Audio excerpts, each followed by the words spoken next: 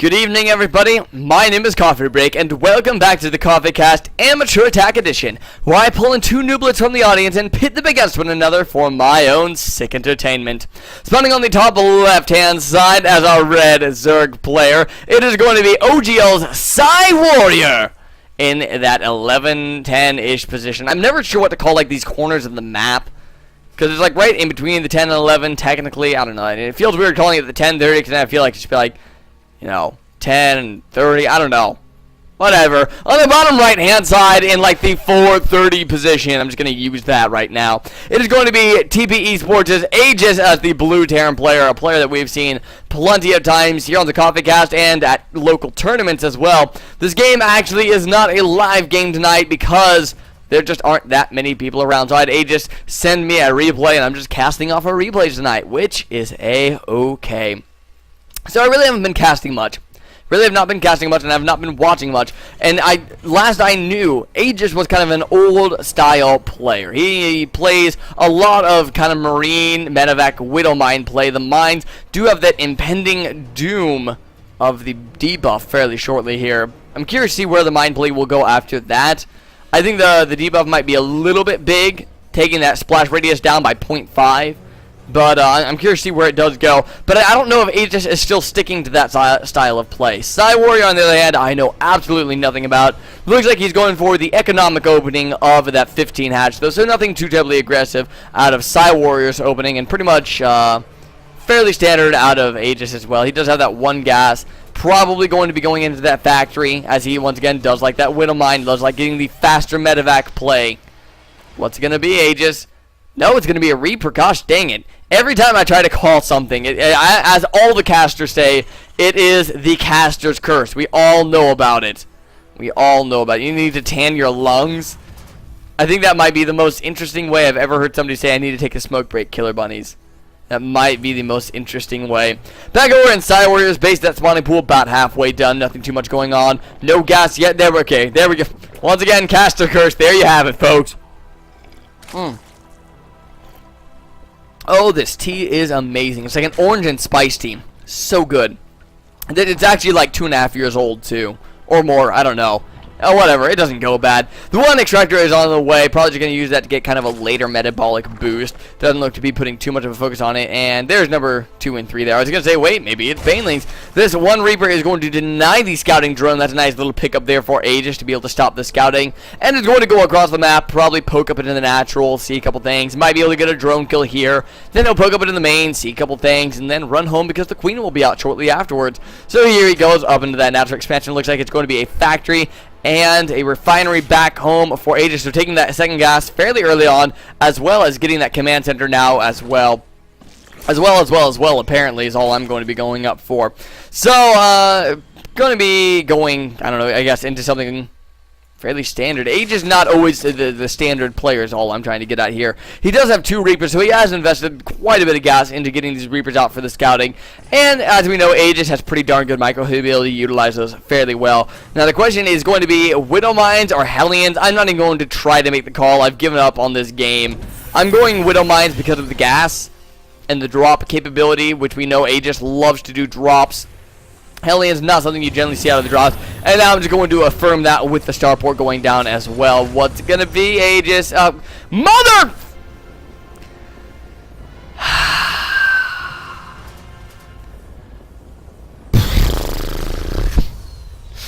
Damn it, Aegis. Oh my goodness, I swear he can hear me right now. He's just like doing the opposite of everything I say. PsyWarrior, just going to be droning up for the moment, is up 31 over 24. Does have that metabolic boost on the way. No second gas quite yet. Second, third, fourth gases, they should all be coming down fairly shortly, unless he's going to be taking this third base, which he should actually realistically be doing fairly shortly as well. Over on Aegis' side, he does have these 2 Hellions out. The first couple of medevacs. Okay, it's going to be the Hellion Banshee Reaper opening that I've seen him do a couple of times. I swear I should just give up on this game. I really should. It's been too long since I've casted. I don't know what the meta is anymore. Going to be getting cloaking as well. Damn it. I've been trying so hard not to drop the F-bomb on my cast anymore. I've been trying to clean the cast up a little bit. But this game is testing my patience. How many queens do we have on the map right now? Only, well, okay, not only. We have 4, so it's not going to be the 6th queen opening. That has been phased out a little bit. 4 queens, nothing to scoff at. Ooh, almost was able to get that creep tumor. I mean, there's always a nice little pickup. There's one. Hellion needs to get micro. Ouch. Okay, he's dead. He's very dead. But here comes the Zerglings down the ramp to help reinforce this. 1 Banshee is out on the field. 2 more Hellions in production. 1 Banshee and Cloak, though. Really not all that effective with only 1 Banshee. I would love to see 1 or 2 more. And actually, this attack not all that effective when all of your ground forces get killed off as well. And that was actually some pretty bad damage that Aegis sustained there. He's not really going to be able to do all that much damage with any sort of follow-up attack. I feel like he almost has to stay home now and just macro up. I mean, yeah, he has these Hellions that he can move out and harass with. But the potential of these Hellions and of the Banshee is just so diminished when you lose the initial 3 or 4 Hellions and a couple of Reapers that would have been adding quite a bit of DPS. The Zerglings are going to be trying to run up the ramp. They're going to hit a brick wall in the form of those flames, but here's a lot more actually going in for the flank, and there's good positioning by PsyWarrior. The Hellions do get surrounded, but barely manage to escape. I feel like I'm watching Aaron Rodgers right now play for the Packers. That's right, I just made a real sports reference. Yes! I love Rodgers. Go Pack, go. PsyWarrior going to be going in probably to Zergling Mutalisk, because we do have those 2 melee, the melee and the Carapace upgrades going on right now. Lair's just about to finish up as well, getting a little bit of everything, even as the Roach worn down on the map, but I think that's more for just kind of vague defensive purposes versus the Hellions rather than it is for any sort of build order style. The Roach is obviously pretty darn good against the Hellions. Not all that great against the Banshee, though. We'll probably be seeing something for that fairly shortly. And once again, I imagine it's going to be a Spire getting dropped down. There's a lot of gas saved out right now. There's our Spire friend. And now he's just going to start kind of banking up some resources. He might make a couple more Roaches based on the number of Hellions he sees. Really, the focus is getting the Mutals out to help counter this 1 Banshee. But he does have the Spore Crawlers down. He just doesn't want this Banshee to have free grain on a base like, well, this one right here that is completely undefended by any sort of Spore Crawler on the map. The Hellions are going to be trying to poke down the ramp again. They're going to hit some Zerglings. Some Roaches are going to be giving them chase up the ramp as well. Now you see 6 or 7 Hellions running away from 2 Roaches. That's the power of the Roach right there. Banshee's going to cloak up and continue firing away at this base. Where's the Spore Crawlers? There are no Spore Crawlers right now. Here comes the Overseer, though. That's what we needed from PsyWarrior, and it looks like at least this 1 Banshee is going to get taken out indeed. This base fairly low on health, though. That's going to be easy to snipe later on. 1 Transfuse going down at that, though. I like that Transfuse decision out of PsyWarrior, because you don't want to leave a base too easily snipeable. And Aegis at any time realistically would be able to switch over into Bioplay. I don't know how much has been scouted.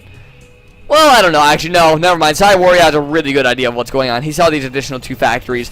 That was kind of an important thing. It looks like it's going to be siege tanks coming out of these 2 factories. We have the weapons being researched as well. There's another upgrade that might be changed fairly shortly, is the weapons now being combined with the air weapons as well, and the armor combined with the air armor. That's already been done.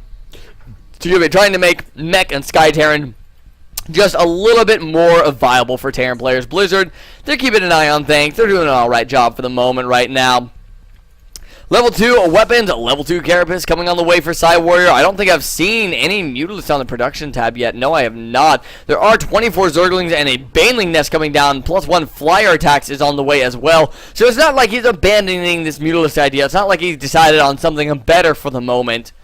But he's just kind of getting himself prepared. He sees no immediate need to get those Mutalists out on the map. He knows his opponent is going for Mech. He knows Mech is a fairly slow strategy. It's a late game strategy. He knows that he has a little bit of time to decide what exactly he wants to do. The Thors are coming out on the field.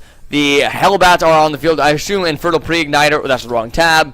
Infernal Pre-Igniter actually not done. Stim done, even though we only have 1 barracks. Which I don't necessarily mind him doing, because Stim is one of those things that at any point in the game you can kind of make that bio transition, but there's really no excuse to not have Infernal Pre-Igniter done if you're going to be using Hellions and Hellbats to try to counter your opponent. PsyWarrior taking down the rocks, going to be taking his 4th base fairly soon. That's going to get interrupted with that 1 Widowmine sitting there, but here comes the Overseer. Just going to lose some observers, and pardon me, some Zerglings instead. Oh gosh, actually going to soak that up with the Overseer. And that went surprisingly well, I would say, for PsyWarrior being able to scout that out there. I think he was actually bringing the Overseer over to spot the Banshee in case it cloaked. But there turned out to be a Widowmine there, so it kind of worked out in the end. And in fact, not going to lose a single unit cleaning up that 4th base to be able to take it. Hey there, Strom. How's it going tonight, man? Hope it's going well for you. Hellions and Hellbats once again. Inferno Pre-Ignite are... Oh, no, that's actually Terran vehicle weapons being started. I think that this was just kind of a something that he forgot to do. I think it was a complete oversight. Just isn't thinking about it. Mutalisks are now on the field. There's only going to be 8 of them. Not a superb amount of firepower. There are a few Marines here. There is a Thor here. A couple of shots on these probably going to be enough to turn them around.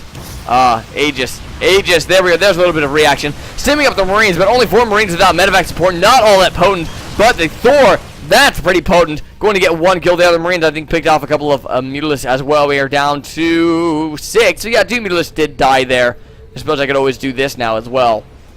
It's kind of nice. Banshee going to be harassing this base over here. Oh, the Mutalisks are trying to come over to reinforce this, and I think they're going to get here in time. The hatchery is regenerating health pretty quickly. It's kind of a close call, but wait, there's no detection over here, and that hatchery is actually going to die off. The 5th base killed off, and that's actually going to be really annoying for PsyWarrior, whose main base is going to be getting mined out fairly shortly.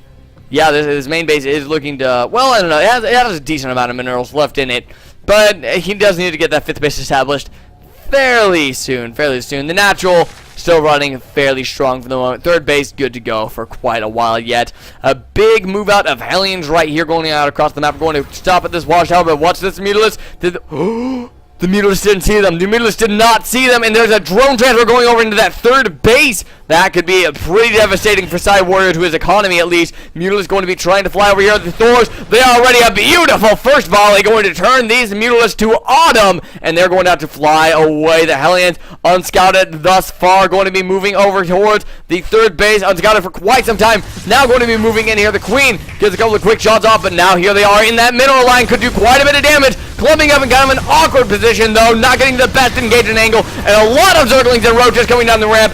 Oh my, Roach going to be coming down the ramp. This reminds me of the old anti-mech style of play with Roach. I would love to see some, well, there we go, Infestors come on the field as well. This is something that we have not seen for quite a while, actually, the Roach counter, which really... we just don't really see mech all that often anymore either, and the pathogen gland is going to help out a lot with those roaches. Even going into Broodlord, this is like we're seeing Wings of Liberty again, you guys. This is beautiful. Now realizing, oh crud, my Inferno Pre-Igniter isn't done yet. Going to be getting that on the way, getting vehicle weapons, level 3, getting air weapons, getting building armor, because at this point we're starting to get towards that maxed out point. You may as well start getting all of your upgrades. And PsyWarrior, on the other hand, once again, going to be transitioning over into that Greater Spire. If we look at the upgrade tabs, we're at 2-2 on the ground for PsyWarrior with that melee attack rather than the missile attack. Missile attack is at almost level 1 right now. Flyer attack level 1. We have Enduring Locust for the Swarm Hosts, which actually would be pretty good versus mech as well. I'm curious to see where exactly PsyWarrior is going with this. He's really opening up all of his options just so he can go wherever he wants to really in the late game. Aegis, has he laid down any additional barracks is my question. No. Laying down additional factories. He's committing very, very hard to these to this mech style of play. Only 1 barracks, 5 factories on the field right now. The Roach army looking pretty terrifying though for the moment. It's all going to come down to the positioning. He cannot really afford to try to bust up this ramp. It's the problem. But he doesn't really need to. Aegis sort of just pinned back for the moment. He's going to have troubles landing this base for a little bit of time. Actually, not going to have troubles landing that. There we go. Going to be turning around and forcing the lift off once again on that base. At least sending some roaches in there. A nice little split off by PsyWarrior. Doesn't want to commit too much in there just in case he gets flanked. In this base, going to have to lift off. And might even be able to pick off some of these mules, which is not the biggest deal since we do have 3,200 resources banked up. But what's more annoying is that this is getting lifted off and we're not able to take the gases at our 4th base. In the meantime, PsyWarrior, oh, actually, you're going to be able to pick off maybe a couple of SCVs here as well. And there we go, C-Tank up on the high ground is going to start denying these roaches, at least forcing them to fall back a little bit. These roaches still in range. Yep, that's just going to get cleaned up from here on out. But PsyWarrior is up onto, looks like 5 bases now. The main base now pretty much mined out. And we actually have a 2nd Spire on the field, going to be committing very heavily into Broodlords, it looks like, as 16 Corruptors are being made. Some of those are, of course, going to be the anti-air against the Vikings. But that, I mean, with 2 Spires, it's going to have to be very heavily committed into that Broodlord play. And there's 12 Broodlords en route now, folks. That's a number unprecedented in Heart of the Swarm. I swear I have not seen that yet. And it looks like the Roach are going to be swinging down to the south, going to be going towards that 3rd base. The C-Tank down here, just a single one, shelling away at these Roaches that are taking out the rocks. Those are unnecessary losses, which makes me a little upset.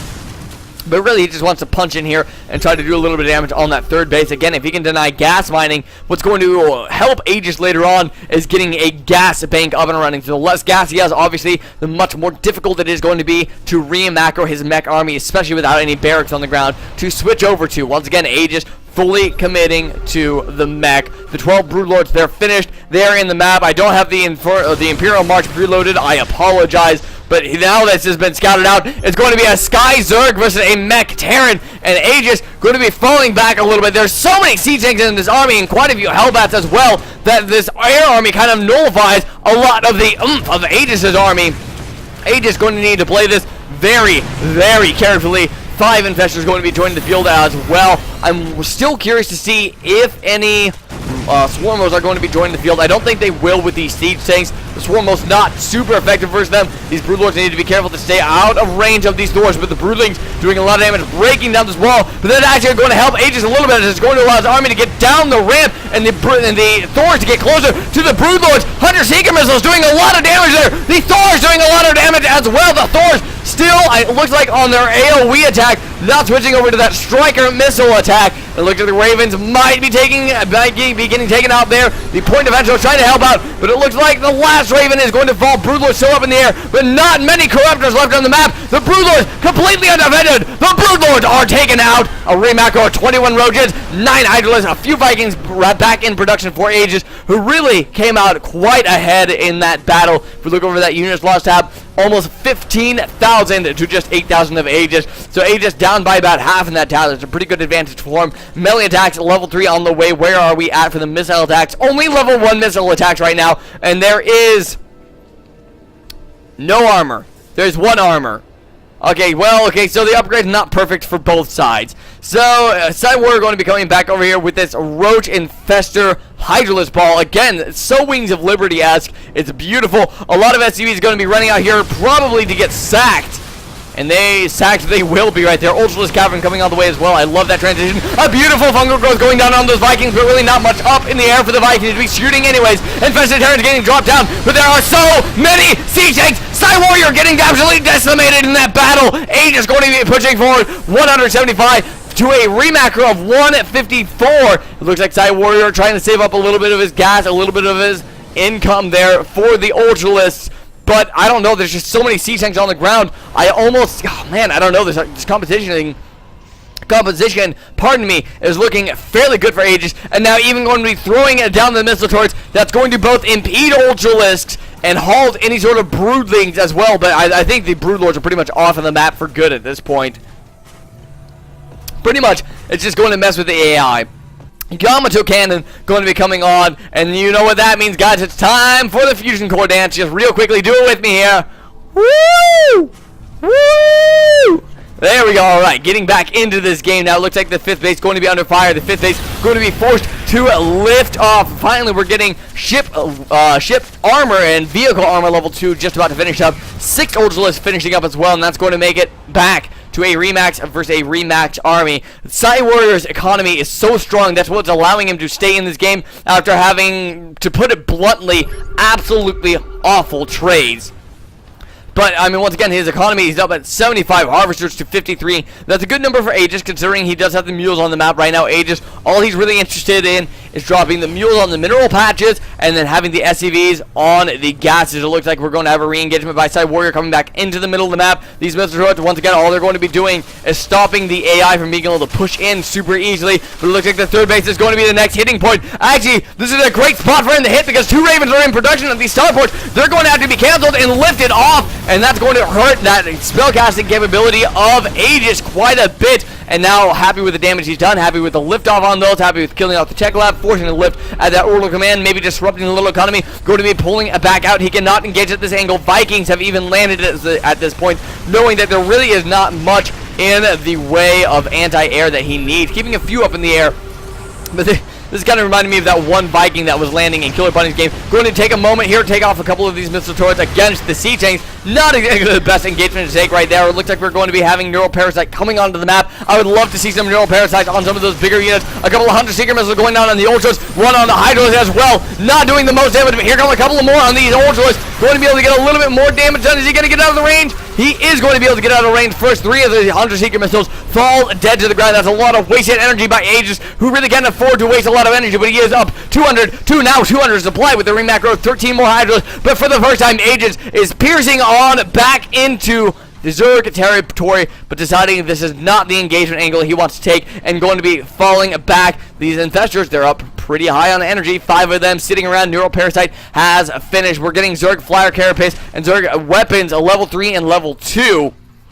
Which I think is an interesting transition back over towards the air focus, especially with how many Vikings he knows are on the map. But I think he's going to be counting on trying to kill off the Vikings with fungal growths and with the Hydras and some infested Terrans, and then remacroing back over to an air army when Aegis just loses all of his air, because now he's spending a lot of his teleport time on Ravens and on battle cruisers. It looks like we do have a few infestors burrowed, going to be running over towards the 5th base right now. They can get a little bit of work done in this mineral line. It looks like we have a few infested terrains being dropped down in that mineral line 4, and there's a lot more. This base is going to die. That was not scouted nearly in time enough for Aegis. Now, these are very slow units. Is he going to be able to save this base? There's a lot of firepower up here. Well, I don't know what he's shooting at exactly right now. Going to be going for the military units, unfortunately. Trying to target down that orbital command. Not going to get it. And these infestors, oh, one gets killed. Oh, but the other 4 do manage to get away. That was a very close call. That would have been a pretty big pickoff. But a huge bank still on the map right now for PsyWarrior, who's still, once again, sitting fairly good economically, even starting to sack some of his drones to be able to get more units back out on the map. Now going to be running down into the 3rd base of Aegis. Aegis' army is out of position, trying to get back home, but that mech army is so slow. This orbital command under fire from the Hydras. Are they going to be able to get it in time? It's going to be kind of a risk. He's pushing in really far. The mech army is almost here, though. Aegis is almost back home. PsyWarrior needs to be so careful with his army. He cannot take this engagement. This is a very bad engagement angle right here. Just 3 ultras going to be running, trying to run up the ramp, and this army is going to once again be decimated. It looks like we do have more point defense roads going down right there, and going to run back after losing 3 ultras and a nice little handful of roach Hydras on that ramp, realizing I cannot take that fight. Still so far behind in that unit's loss tab. He's only 9,500 behind instead of 10,000 behind, though, guys. Don't worry. Don't worry. PsyWarrior, I like the movements that he's making. Zugaman, you're right. He is pulling him around everywhere, but he is overcommitting once he does get to those positions. This orbital command in danger of burning down right about now. The mech army falling back into the natural expansion for some reason or another. And this base, once again, this time I cannot see it living. And there is one siege tank left over here, which is actually going to help out quite a bit, but it's not going to be enough. That orbital command does fall. So now we're losing a little bit of gas mining from Aegis. You can see Aegis really has not had a chance to establish a very big bank, so this is still a little bit of a problem right now for Aegis, especially since PsyWarrior using these free units to kill off bases and kill off military units. Yeah, that is kind of a big deal. These Ravens, though, that has so much spellcasting ability, actually even dropping a Hunter Seeker missile onto nothing because one of them died already. I've never seen that happen before. But these Ravens are going to be such an important factor in this game. There's this Swarm Host I was wondering about earlier. How many tanks do we have on the map? Only 9 tanks, so the Swarm Host might prove to be sort of effective here. Only 33 SCVs left on the map right now for Aegis, and it looks like he keeps deciding to commit and kind of falling back. Checking around up here, I think he's looking for infestors that might be going back over towards his base, but they are not there anymore, leaving 1 siege tank over here. I don't know exactly what the point of this siege tank is.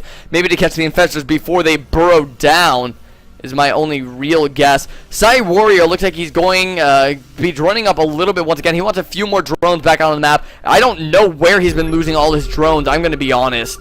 I mean, I've been watching the minimap. I just must be missing something somewhere right now.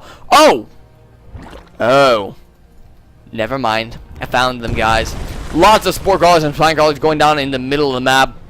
This kind of reminds me of the old split map days, which is pretty much exactly what we're seeing right now out of PsyWarrior, going for split map. Now going to be throwing down a lot of Swarm Hosts as well. 12 Swarm Hosts is a lot of locust producing capabilities.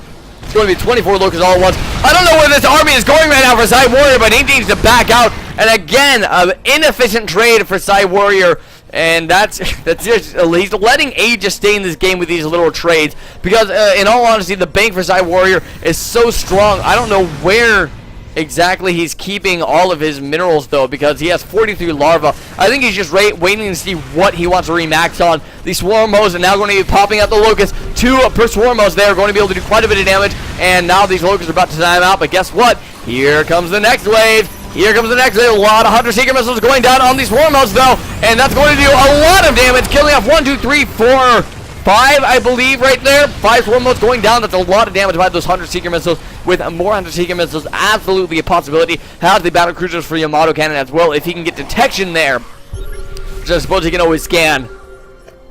Looks like the Thors are going to be moving forward, trying to do a little bit of damage. The point defense drones going to be stopping the Logans from being able to attack. One Spine Crawler does go down. Second Spine Crawler going to go down to the Siege Tank fire as well. But in the meantime, an Infestor counterattack up at the north going to be able to take out yet another mining base. That's going to be a big deal because that's going to be scam potential not being able to be used. That's going to be mules not going to be able to get dropped right there. And now the Infestor are going to be running over towards the 5th base. Once again, they're going to be able to try to take that out. Split map over in the middle of the map, and it looks like Aegis beginning to break the contain, and the contain is broken out of the Locust, and the Swarmos are forced to fall back, but the Infested Terrans going down in that 5th base. This 5th base is going to die once again. How many command centers can they get here, though? The army for Aegis is going to be retreating back. It looks like just one command center might fall here, and that's just a normal command center, not even an orbital command quite yet. The bank for PsyWarrior starting to get depleted. 9 more Swarm Hosts in production. I don't know if I agree with the Swarm Host decision. One in the command center in burning, the other one close. He's about down by half of its health. But a lot of Infestors on the map, so now we're looking kind of at a Spellcaster versus Spellcaster battle in the Infestor versus the Raven battles. That being said, there's a much stronger power punch army out of Aegis, who's maxed out at 200 versus PsyWarriors, for all intents and purposes, 200. But that's going to be 21 Hydras, which really I don't think are the most effective units versus the army that we're seeing out of Aegis right now. And I think Aegis is in a better position for the moment. There are 20 Swarm modes on the field and 12 Infestors. I'm not sure how that's going to work out for PsyWarrior in the end. 24 Corruptors in production. Looks like we're going to be going back into Broodlords, folks. And that being said, there are actually just a lot of battlecruisers. Might just be using those to try to kill off some battlecruisers. Needs to be careful not to get them clumped up versus the Ravens. We've seen that happen with Killer Bunny versus Balview Bank and whoever the guy I casted earlier was. It was Snake. Ice Snake. That was it. That was it. The Infestors, going to be running into the scan range. In fact, there are Ravens with this army anyways. Needs to be very careful with that. Has this one Infestor there. Needs to land a fungal growth.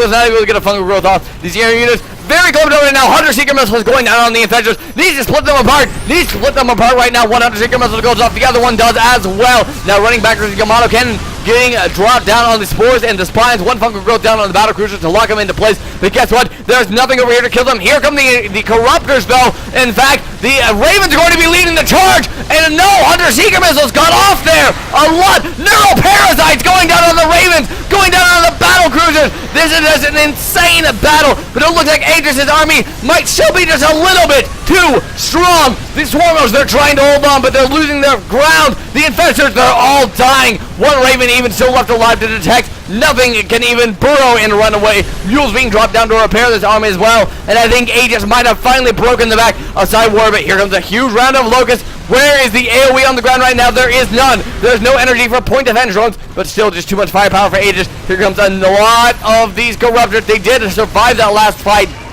but to what avail? There's really only 5 battlecruisers left on the map, and the Vikings were the Ravens were kind of the big worry, and now Aegis is going to be pushing on into Zerg territory, fighting directly on this creep. More mules being called down to be able to repair this army. PsyWarrior still hanging in there for the moment. 10 rotates on that production hub, starting to run low on the minerals. Finally, the economy failing PsyWarrior just a little bit. Battlecruisers engaging Corruptors to the north. The Spore Crawlers not really doing too much in this battle. The Swarmos not really doing too much either. Their Locusts have all been killed off with the Thors. The Thors now going to be assisting the battlecruisers as well. Now the Siege Tank going to be starting to target fire down the Swarmos. They're taking a lot of damage. He cannot afford to lose the Swarmos. It's down to 119 to 129 supply. There are free units over on the side of PsyWarrior, but those come at the price of having to wait the time for them. 5 more Hellbats in production that'll help buffer a little bit against those Locusts. The Swarmos falling further and further back over into the 3rd base. Going to be burrowing down, trying to get some more Locusts out on the map. In the meantime, the Evolution Chamber slowly being shelled away at. These, oh man, this is resources that Aegis cannot afford to spend repairing these. And one Thor is not going to die. He's going to live with 13 health, and that is a huge victory actually for Aegis, where in these late game situations, every little bit of supply counts. I think that all the battlecruisers are now dead. I think the Corruptors were able to kill them off. And it looks like no, 4 do still remain. 4 that were remacroed back at home. Oh my goodness. There's so much going on right now. Broodlords, I think, is an interesting decision. How many Corruptors do we have on the map? 5 Corruptors. That's not going to work in that case. The Broodlords are great versus Thors, actually, because they block the pathing of the Thors in combination with the Locusts, which is absolutely screw with the Terran AI. But right now, there is not enough anti-air. It looks like he's going to be relying on Infestors for Neural Parasite, if I'm guessing this correctly right now. Maybe a couple of Fungal Rolls down in the army and then Neural Parasite in the Battle Cruisers and hope that does the trick. But you can always just pick off the Neural Parasiting Infestors. I think the economy right now is actually fairly even, a little bit in favor of our Terran player just because of the muling capabilities. But those mules can only last so long, and he really needs a lot of scan potential as well. In fact, it looks like he's used up all of his energy. So what he has now is what he gets. He's out of muling power, and he's going to be out of energy for scans. This is starting to get pretty tense as these players are remacking at a fairly similar rate. More Ravens coming out on the map, though. I'm going to be using the energy he gets for scans, which I absolutely agree with, because he needs to know the positioning of his opponent's army. Ravens coming back out on the map. I love that decision versus the Broodlords and versus the Corruptors. That's going to help Aegis win the air battle. And if he can win the air battle or the ground battle, he'll win. It's pretty much whoever wins one battle or the other will probably win the game at this point. And right now, I'm still favoring Aegis. I just think his army has a little bit more of a power punch to it than PsyWarrior. PsyWarrior does have a good army, though. He's a lot of free energy units, which when you get to these late game, these end game, really at 43 minutes into the game, when you get towards the end game, the free units are so important. But I just don't know against an army that has this much oomph to it. The upgrades, well, pretty much even at this point in time. I mean, you have just about every upgrade you could ever want at this point. And the creep going to stop this base from mining for a little bit of time. That's actually a pretty big victory. Going to be dropping down a lot of mules. It looks like there's a little bit of a Hellion run by. And these are drones. Oh no, the drones are going to be dying. They're going to be burning down. But there's the scan at this base. Hellion going over into the 5th as well. 5th and 6th both under assault. Roaches are going to be helping out the 5th base, but the 6th base just gets decimated there. Quite a few drones. By quite a few, I mean 92 drones have died so far in this game. And that's a big problem for PsyWarrior. Now down to just 23 Harvesters, probably losing 15 or so in that engagement, which means that he's going to lose his economic equivalency. He does have a little bit more banged up than his opponent, but he's going to have to use that on making drones rather than making fighting units. The Locust is going to be sent out across the map, going over towards this location, just kind of trying to stall his opponent, keep his opponent back a little while longer, get an eye on where his opponent's army is, what the army composition is. These Hellbats, they're a good addition, but so many Hellbats versus Broodlords and Infestors, I just don't know about that decision at all. And by the way, these Hellbats and Hellions were still technically down here. It looks like they do have that battle transformation upgrade. They might be able to take out this base. Nope, here we go. 5 more roaches going to be coming down to help clean this up. Finally, Locusts are going to be engaged on that north side of the map. And the 6th base now secure. Drones can once again come down here. 28 to 24 Harvesters. A lot of scans going down, which means that the economic battle goes slightly in favor of our Zerg player once again.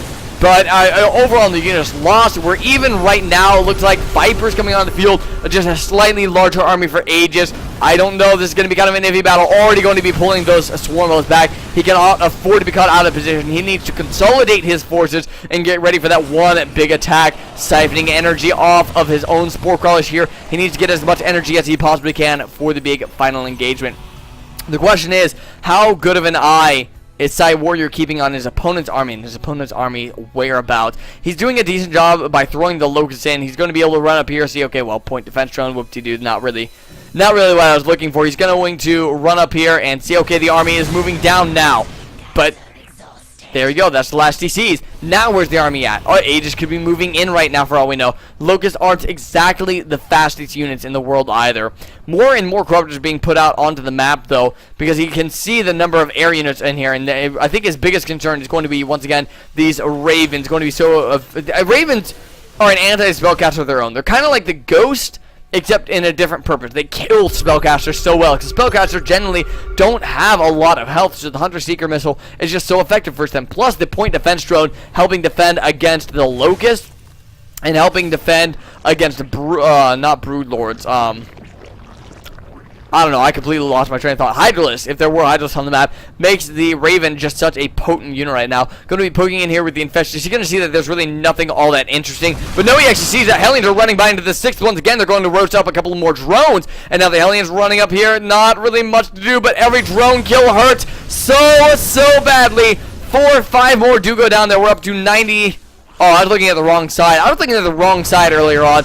Aegis has only killed 36 workers. 93 have been killed by PsyWarrior, but that's because he was sacking some earlier on in the game.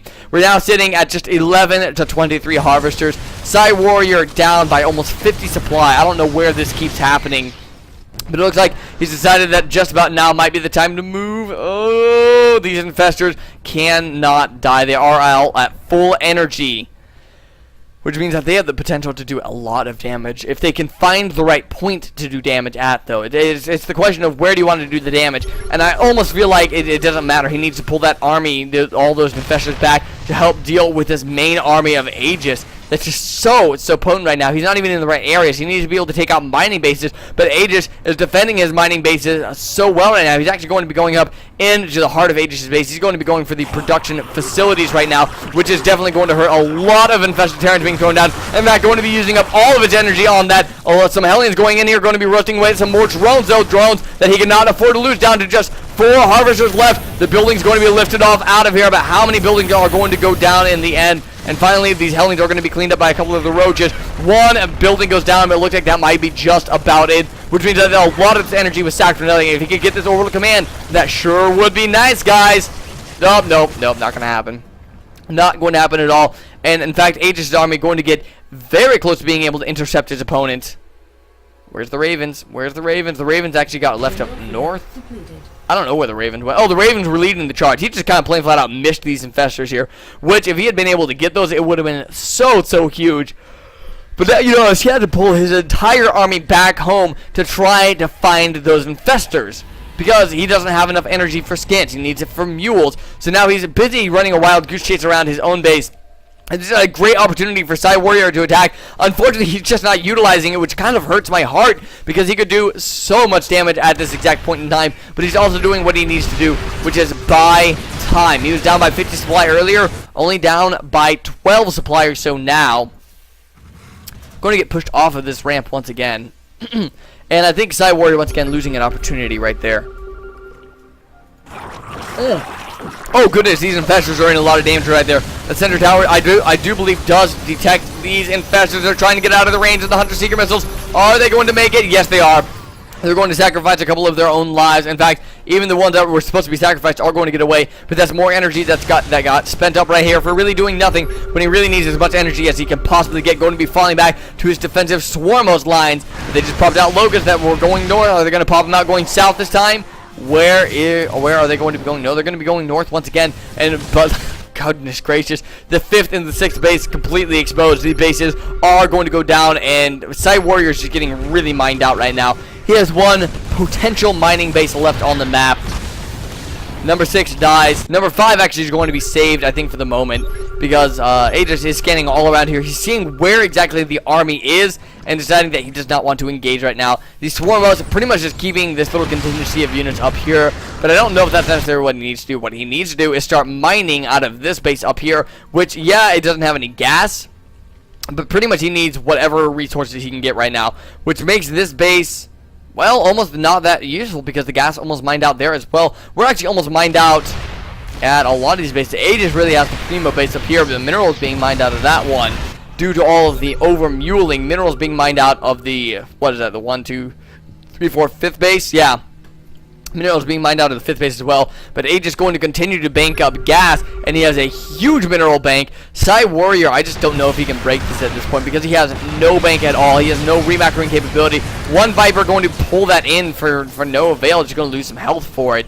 I think he was trying to pull it into the Locust there, but just kind of biffed it. He didn't have any Locusts left at that point in time. Aegis going to be kind of taking an odd pathing with all these Hellbats. In fact, going to engage these Locusts with the Hellbats. Going to lose a few of those there. Every little bit helps right now for PsyWarrior. He needs whatever advantage that he can get. Closing the gap on that unit's loss tab, going to be fairly important. Just going to continue throwing Locusts up here because it forces a few units to stay back and forces Aegis to always keep an eye on what exactly is going on in the north.